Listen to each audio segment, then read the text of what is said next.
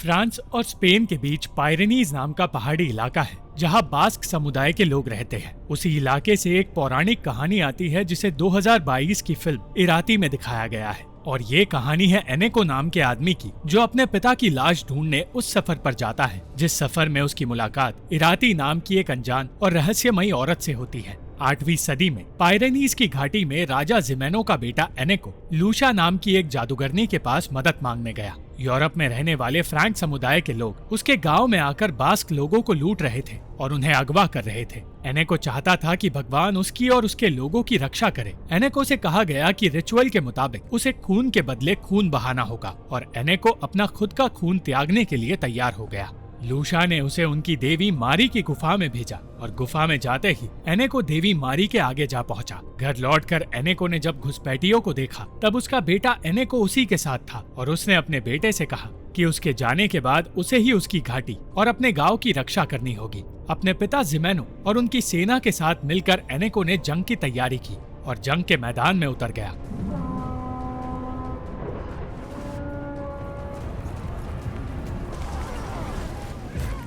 जंग के दौरान उसने देवी मारी के आशीर्वाद को याद किया और रिचुअल के मुताबिक गला काटकर उसने खुद का खून बहाया। तब एनेको के त्याग की वजह से पत्थरों की बारिश में सारे दुश्मन मारे गए।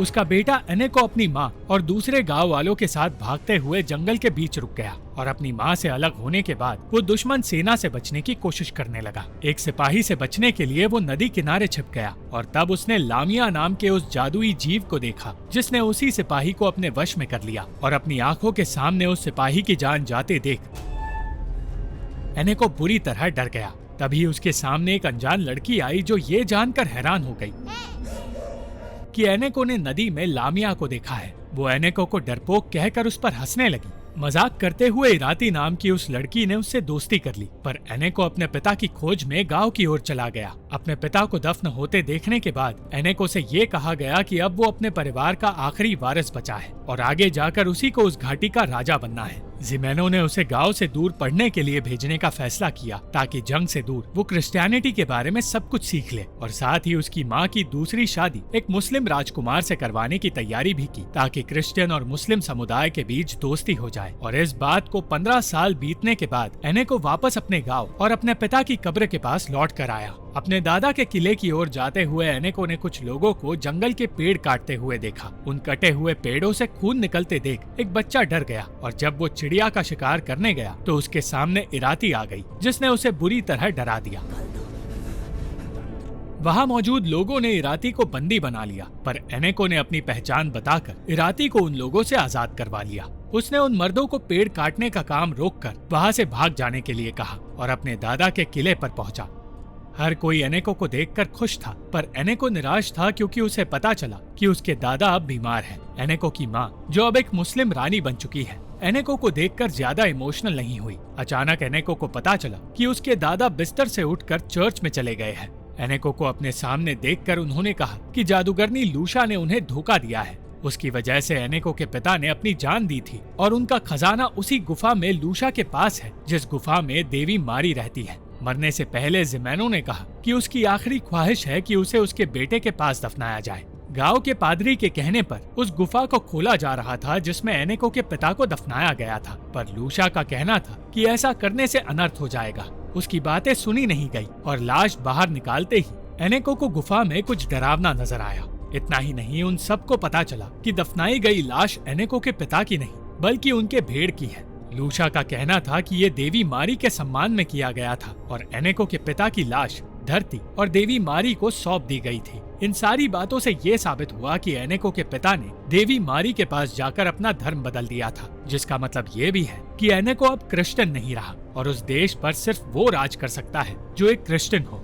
एनेको को उसके पद से हटा दिया गया और उसकी जगह बिलास को राजा बनने की मांग करने लगा। लूशा जानती थी कि बिलास को राजा बनते ही जंगल तबाह कर देगा, पर उसकी बात सुनने के बजाय उसे कालकोठरी में डाल दिया गया और एनेको और उसकी माँ को वहाँ से जाना पड़ा। इराती लूशा की मदद करने की कोशिश करती रही और एनेको भी उसकी मदद करता रहा क्योंकि वो अपने पिता की लाश को ढूंढना चाहता था। लूशा ने बताया कि देवी मारी के साथ समझौता करके उसने अपने आप को त्याग दिया था, इसलिए उसकी लाश अब देवी मारी के पास ही रहेगी। लूशा जानती थी कि एनेको ने गुफा में एक राक्षस को देखा था और वो ये भी जानती थी कि अगर एनेको राजा बनना चाहता है तो उसे बिलास्को से लड़ना होगा। उसने एनेको से कहा कि उसके सारे सवालों के जवाब उसे जंगल के बीच मौजूद गुफा में मिलेंगे, जहां उसे उसकी पोती इराती ले जाएगी। इराती खुद भी ये काम नहीं करना चाहती थी, पर लूशा के कहने पर उसे ये करना पड़ा। जाने से पहले उसे समझाया गया कि मारी की गुफा में अगर उसने अपने आप को क्रिश्चियन बताया तो वो अपनी जान खो देगा, पर अगर सब सही हुआ तो उसे उसके पिता की लाश और खजाना दोनों मिल जाएंगे। एनेको ये नहीं जानता था कि उनकी बातें सुनकर एक नौकरानी ने बिलास्को को सब कुछ बता दिया है और बिलास्को ने अपने लोगों को एनेको का पीछा करने के लिए कह दिया है। अगली सुबह इराती के साथ एनेको अपने सफर पर निकला और सफर की शुरुआत में उन दोनों ने एक दूसरे से ढंग से बात तक नहीं की। इराती को वो दिन याद था जब वो पहली बार एनेको से मिली थी, इसलिए वो उसे पसंद नहीं करती। और कुछ देर बाद वो दोनों उस नदी के पास पहुँचे जो लामिया के आंसुओं से बनी है। एनेको ने बचपन में लामिया को देखा तो था, पर अब वो ये मानने लगा है कि ऐसी कोई चीज होती ही नहीं और जो कुछ उसने बचपन में देखा था वो सब कुछ उसका वहम था। इराती एनेको को अजीब लग रही थी, पर धीरे धीरे उसे समझ आने लगा कि इराती जंगल से जुड़ी हुई है और वो जंगल की हर एक छोटी से छोटी चीज सुन और समझ सकती है। उसे एक क्रिश्चियन कब्र मिली जो कोई मामूली कब्र नहीं थी। उसमें से खून बह रहा था और इराती जानती थी कि आसपास खतरा है। वो कब्र असल में एक राक्षस था जिसे एनेको देख नहीं पाया और इराती ने उसे बचा लिया। बिलास्को के लोग उस वक्त उनका पीछा कर रहे थे, मगर ये बात एनेको जानता ही नहीं था। जल्द ही वो दोनों मारी की गुफा के पास पहुँचे और इराती ने एनेको की रक्षा के लिए उसे एक तावीज दिया। एक बार के लिए तावीज लेने से इनकार करके एनेको ने वो तावीज ले लिया और इराती का पीछा करते हुए वो गुफा के अंदर जाने लगा। गुफा में उन दोनों को मारी और उसके बच्चों की पेंटिंग नजर आई। उनमें से एक बेटा था सुगार नाम का लाल नाग, जिसके मारी के साथ ही संबंध है। और ये सारी कहानियां सुनकर एनेको को अजीब लगने लगा। आगे बढ़ते ही उनके सामने बिलास्को के लोग आए और उन दोनों से खजाना मांगने लगे। उनकी आवाज सुनकर गुफा में मौजूद राक्षस जाग गया। एक आंख वाला वो राक्षस, जिसे तरतालो कहा जाता है, उन सब पर हमला कर बैठा। पर इस हमले से एनेको को बचाने की कोशिश में इराती का राज बाहर आ गया। ये जानकर कि इराती एक लामिया है, एनेको गुफा के निचले हिस्से में गिर गया और तरतालो ने कह दिया कि वो इराती को चोट पहुंचा नहीं सकता क्योंकि वो उन्हीं में से एक है। इराती और दो आदमी गुफा से बचकर निकल गए, पर एनेको वही फंसा रह गया। बाहर का रास्ता ढूंढते हुए वो गुफा के उस हिस्से में पहुंचा जहां खजाना छुपाया हुआ था और उसी खजाने के पास बैठी थी देवी मारी, जो एनेको के वहां आने का कारण जानना चाहती थी। एनेको ने बताया कि वो अपने पिता की लाश लेने आया है और इससे पहले कि वो हिम्मत जुटाकर मारी के खिलाफ कुछ बोल पाता, उसे मारी की डरावनी शक्तियां समझ आने लगी। मारी ने बताया कि उसके पिता ने अपनी मर्जी से खुद का त्याग किया था, इसलिए सौदे के मुताबिक उसकी लाश मारी के पास ही रहेगी। मारी ने कहा कि वो एनेको को उसके पिता की लाश दे देगी अगर वो उन लोगों का खून उसके पास लेकर आए जो जंगल को तबाह कर रहे हैं। उसने ये भी कहा कि इराती उसी की बेटी है और एनेको को उसकी रक्षा करनी होगी। ये सब कुछ कहते ही उसने एनेको को गुफा से बाहर निकाल दिया और तब एनेको ने देखा कि बिलास्को के लोग इराती को मारने की कोशिश कर रहे हैं। उन लोगों से इराती को बचाकर एनेको ने उन सबकी जान ले ली